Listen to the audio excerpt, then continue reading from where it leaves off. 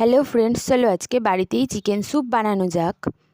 তার জন্য প্রথমেই নিয়েছি ভুট্টার দানা, বিনস, গাজর, ক্যাপসিকাম, পেঁপে, মটরশুঁটি, আলু, টমেটো আর বাঁধাকপি।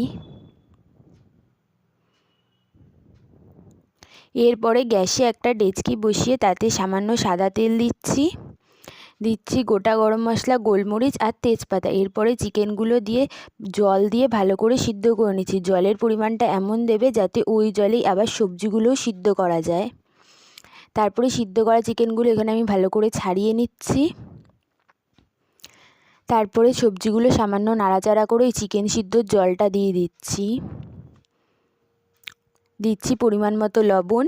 সবজিগুলো সামান্য সিদ্ধ হয়ে যাওয়ার পর দিচ্ছি ভুট্টার দানা, একটা ফ্যাটানো ডিম আর দিচ্ছি কর্নফ্লাওয়ার আর সিদ্ধ করে রাখা চিকেন।